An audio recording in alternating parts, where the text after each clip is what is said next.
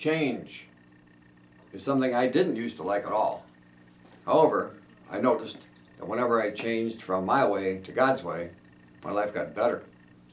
Hi, my name's Dave. Thank you for this opportunity to share changes in my life, what led up to me making the changes, and how the changes made my life better. My childhood included the blessings of a great family. We were supportive of each other and happy. Our parents were faithful to correct, discipline, and guide us. There was no criticism in our house, and there was no complaining. If we didn't like something, we were told to offer it up as a sacrifice to God. Once in a while, my mom would say, "There's going to be some new rules around here." She stopped using that expression when we began teasing her about her new rules. For Dad, there was one primary rule: do what you're told to do when you're told to do it. My two older brothers, younger sister, and I all attended Catholic grade school and high school. We didn't study the Bible, but we were taught right from wrong, be kind, accept and help others, obey the law, and stay out of trouble. We did most of those things, but none of us were perfect. I think each of us kids started drinking alcohol in high school. My high school football team agreed we wouldn't drink alcohol in our senior year till after the season ended. After that, we drank in small gatherings and at parties. My most noticeable shortcoming was poor grades. I graduated from high school with less than a C average. This is in great contrast to my siblings, who earned all A's and B's. Two of them were high school valedictorians. My parents' attitude of no criticism, no complaining applied to my grades. However, as I mentioned, they were faithful to correct, discipline, and guide us. Despite my poor grades, I was accepted at Northern Michigan University. In 1966, as a 17-year-old freshman, I was 500 miles away from home, living in the dorm, and immersed in the world's way of thinking and living. I worked hard my freshman year and earned grades good enough to transfer to Michigan State the following year. My grades declined in my sophomore year. I lived off campus in my junior year, and we had frequent drinking and dancing parties at our house. Although others could handle a distraction, I flunked out of college. In 1969, if you weren't a student, you were drafted into the Army for 2 years. At that time, it was also possible to enlist in the Marine Corps for 2 years, and I did. The adventure included 6 months in Vietnam. I earned the rank of corporal, and exactly 24 months was honorably discharged. When I returned to MSU, there were 2 changes. One, I was back in study mode. For the first and only time in my life, I made the honor roll. Woohoo! The other major change was marijuana replaced beer. What a surprise! When I left in spring of '69, every Friday afternoon there were many TGIF parties. These are open house style parties thrown by students who lived off campus in a house or an apartment. And any student could pay $2 at the door, walk in, and drink freely from the keg of beer inside. When I returned in January of '72, there were 0 TGs. Party activities were smoking grass and listening to music. No dancing. Dancing was only at the bars. I joined the party and went to the bars. I purchased a 10-year-old van from a carpenter who used it for work and turned it into a travel van. I had the outside cleaned up and painted, and on the inside I installed paneling on the walls and covered the ceiling and put carpet on the floor. I installed two closets and 1 bed. I met a girl in class. We fell in love and got married. After the wedding, in the spring of '73, we drove the van on a month-long trip to California and stayed there for 2 months and worked. I got a job as a construction laborer. She worked as a waitress. Then we took 2.5 weeks driving back. I went back to class in September. I graduated the following spring. I began my college in 1966, and I finished in 1974. During the 1960s and the 1970s, there were many changes on campus. They included women's rights, miniskirt, burn and ban the bra, birth control pill, sexual revolution, marijuana, and dramatic changes in music. About a year after leaving campus, I came across another movement of the 60s and 70s, the Jesus movement. My heightened spiritual awareness was initiated by a guy who was a housemate of mine when I flunked out of college. He was also a high school friend and a football teammate. He had become an enthusiastic Christian. And he said to me, "Why don't you read the Bible and see what it says for yourself?" I did. And it was the biggest relief of my life. I had always thought, in order to get to heaven, the things I did which were bad had to be somehow balanced out by the things I did which were good. And I was concerned because I knew there was no way I was going to cross that chasm for myself to heaven. It was a great relief to learn you couldn't earn heaven. I read in many places in the Bible what is summarized in Romans chapter 6, verse 23. For the wages of sin is death, but the gift of God is eternal life in Jesus Christ our Savior. Romans 6:23.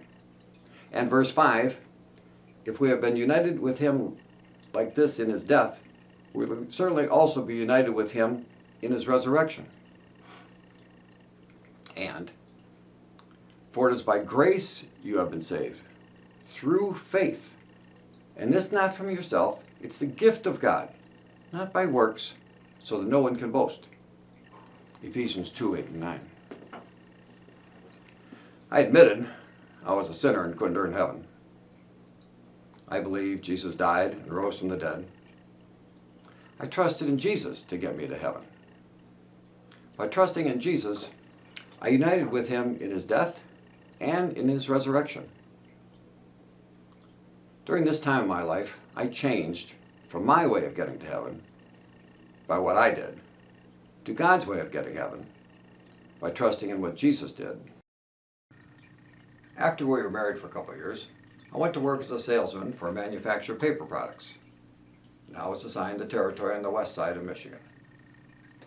Our 3 sons were born in East Grand Rapids in a span of 4 years, while we lived in a nice house in a wonderful neighborhood that had 8 families with kids the same age as ours. Before the kids came, there were some problems in our marriage, but everything seemed fine now. Financial problems are struggles of their own, and they can also make other problems worse. But this time, our finances were on an upward path. A customer of mine offered me an opportunity to build a territory selling packaging and industrial supplies. I accepted the job. And that began an 8-year period where our finances started off going down gradually at first, and they were eventually wiped out completely when a company I started failed. During this period, there was a time my commitment to my work goals and my belief they'd be successful carried me through struggles and difficulties. And there was a time when my commitment and belief worked against me, and I kept pursuing my work goals when I should have abandoned them. There was a time we sold our house we had lived in for 6 years and went back to renting. There were many times I felt I was pushing against an immovable object. And there should have been a time when I changed from focusing on things happening at work in my way and in my time to trusting in God having good things happen in his way and his time. Unfortunately, there wasn't that time when I changed until it was too late. I love my wife. I was very sad when she divorced me. Knowing our kids would grow up in a broken home was disappointing and surprising. Everything in my world was falling apart. Supplier sued me, and I barely choked back the tears while answering the judge's questions. I was in an overwhelming disaster I had never been in before, and I had never seen anybody else in it. Having caused myself to be in it, having caused this problem myself, I didn't see any way that by myself I could get out of it. I did see there was a way to get out of it when I read Psalm 1, verses 2 and 3. It reads like this. The person whose delight is in the law of the Lord and meditates on it day and night is like a tree planted by streams of water that yields its fruit in season, and his leaf does not wither. Whatever he does prospers. As I went about doing everyday life activities, I trusted in this promise of God to get the results I needed. Every day I meditated on 5 Psalms and 1 chapter of Proverbs. The date of the month determines which ones they were. And one by one, everything came back in place. Our family split into 2 households when we moved back to the east side of the state in July of 1986. For the first 4 months, I lived with my parents. My sons are with me every other week. I'll always remember 2 things that happened during those first 4 months. One was seeing the saddest, crying face I've ever seen in my life. He was staring back at me in my car's rearview mirror. The other one was one time when I was traveling back to my parents' house. I was going to make a right turn at 13 Mile Road. And about half a mile before that, I heard, not audibly, but I heard, turn right. And I did. Went down a couple blocks and I heard turn left. And I did. Went down half a block and I heard, there's your house. And I looked and I saw the house and a for sale sign.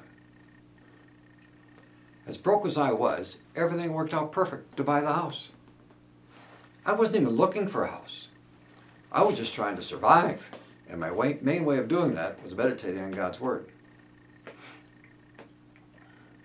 At first, my sons are with me every other week. After 6 years, they're with me all the time. Good things are happening at work, some of them with little or no effort on my part. I wasn't getting ahead on my bills, but I was keeping up with them. Every once in a while I got a little bit behind, but there was money I could get from the house. The rising cost of house and the lowering of interest rates, plus my fixing up the house, made some cash easily available, and I refinanced 2 or 3 times and stayed ahead of the bills. I looked around after a while and I thought, things wouldn't be so bad if I was 15 years younger. So I began thinking and acting as if I was that, and I still do that. In the mid-90s, an opportunity came up to buy a company that was a manufacturer's representative for packaging material. I couldn't afford to buy it outright, but we reached an agreement where I'd pay them 30% of the commissions every month until it was paid off. And in a few years, it was paid off. My sons grew and eventually moved out of our house. Looking back at that time, all I remember is unity, love, and respect. When my youngest son had finished his 2nd year of college, I went out on my first date. It happened like this. It was in August of 2001. I was grocery shopping, and I was in the beginning of the first aisle, and I felt something unusual was happening. And when I got to the end of the first aisle, I ran into Beth. Beth is a widow, and her 2 sons had gone to school with my sons. 6 years previous, she and I sat in the stands together the whole season, watching our sons play basketball. We walked up and down the aisle, the grocery store aisle, shopping and talking. We got to the checkout counter. I asked where she was going to church. She said she was looking for a new church. I asked where I was going. I told her, and she said last night her neighbor had suggested that church to her. So I picked her up on Sunday. We went to church together. I don't remember the message at church, but I know we went to the Big Boy for lunch afterwards. Waitress had brought our food and then left, but we didn't have any silverware. But I saw there was some silverware at a table over there, so I went over and got it and came back and sat back down. And as I sat down, we noticed people going to that table as they returned from the salad bar. While they were at the salad bar, had stolen their silverware. That sort of thing happens on first dates. Sometimes things don't work out, and sometimes they do. We married 4 months later. She's perfect for me. Not perfect, perfect for me. We flew to Hawaii for a honeymoon and recently celebrated our 21st wedding anniversary. It wasn't until 2018 that I noticed something unusual about the timing of that first date. The time between July 1986, when our family split into 2 households and broke up, to August of 2001 was exactly 15 years. During that time, I changed from my way of focusing on my goals and things I wanted in my time to God's way, and trusting in Him to things work out in His way and in His time. I became aware of Celebrate Recovery through a series of events that began with a high school friend.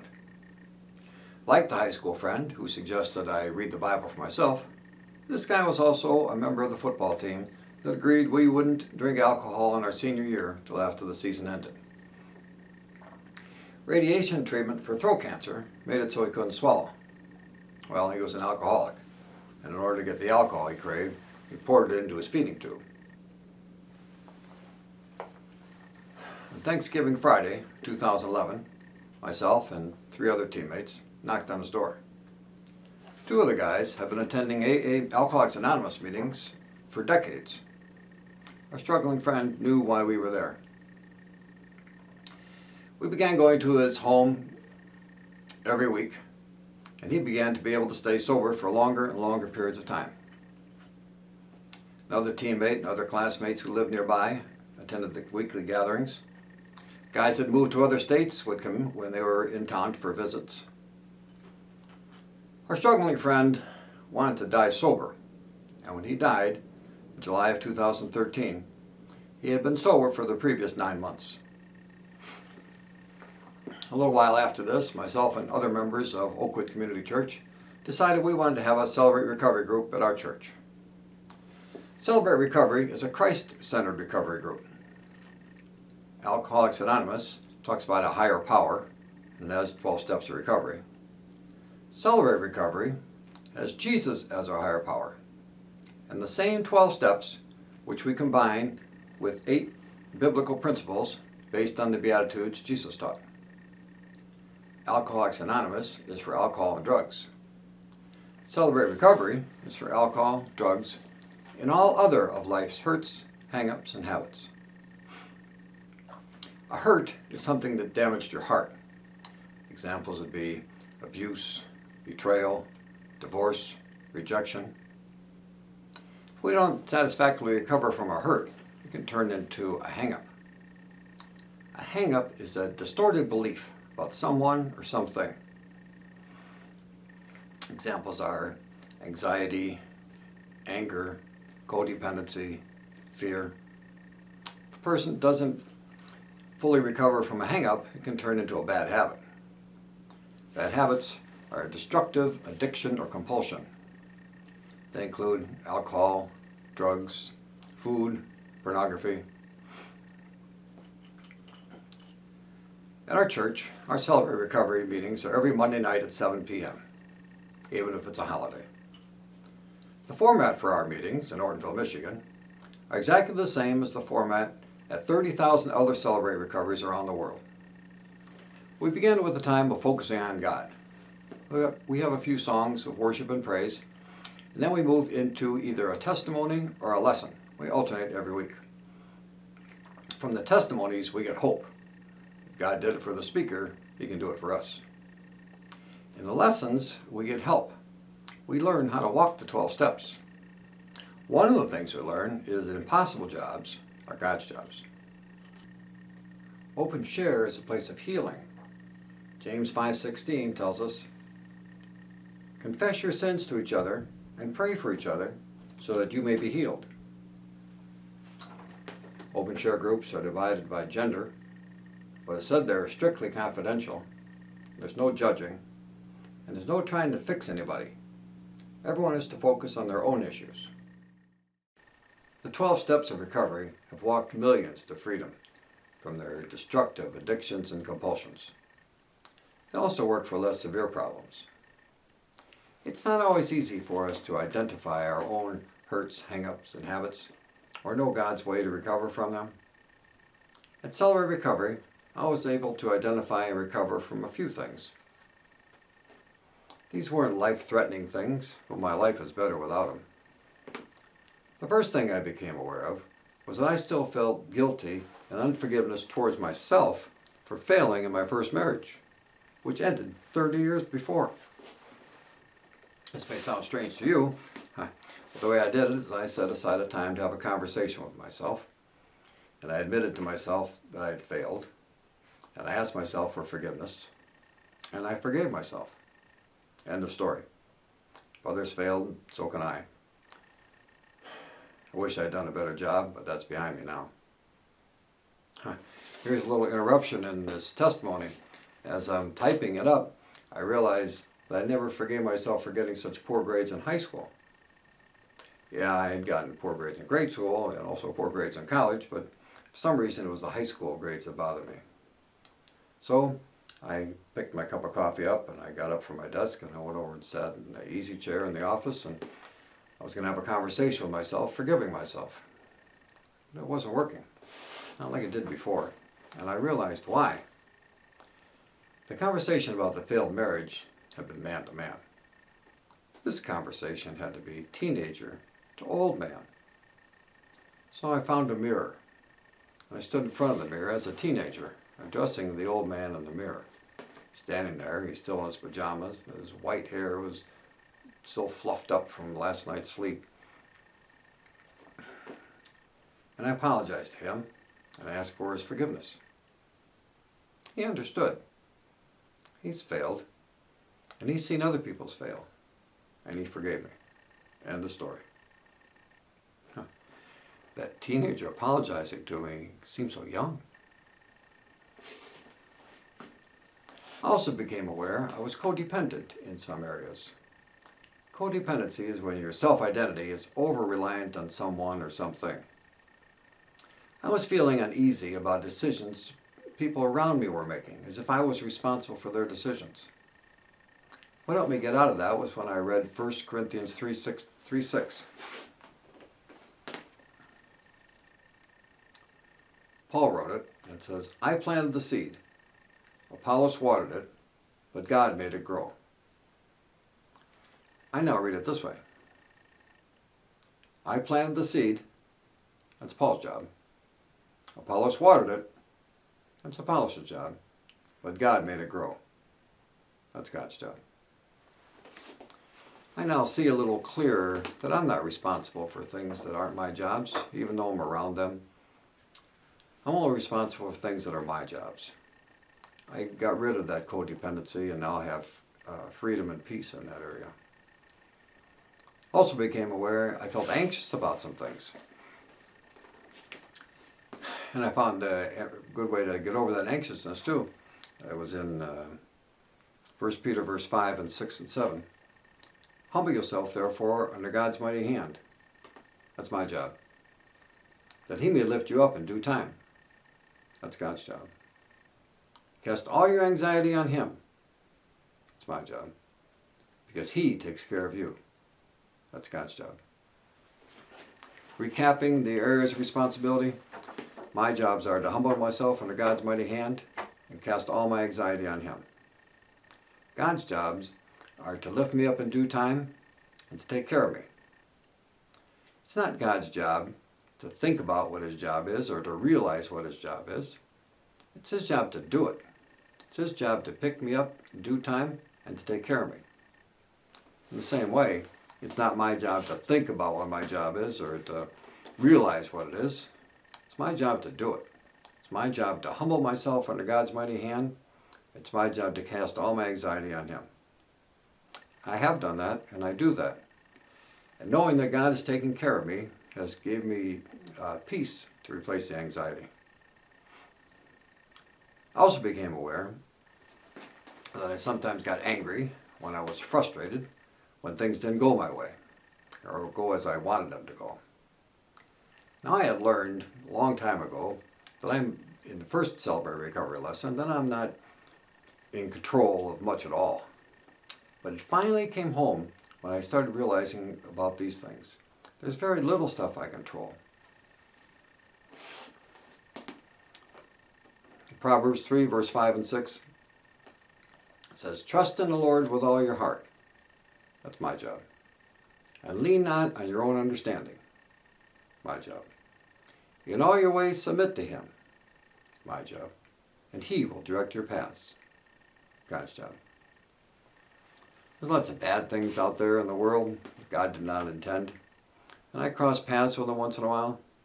When I do, I don't get mad and blame God or anyone else.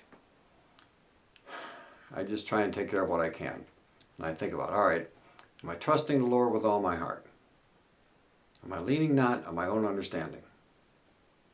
Am I submitting to Him in all my ways? And if I am, I can trust Him to direct my paths through anything, to get through it, dead or alive. During this time at Celebrate Recovery, I changed from my way of guilt, self-unforgiveness, codependency, anxiety, anger, frustration, control, to God's ways. Forgiveness of everyone, including myself. Peace, and trusting that God is taking care of me, and He is ultimately in control. Although change is something I didn't used to like, looking back over my life, it's clear. Changing from my ways to God's way made my life better.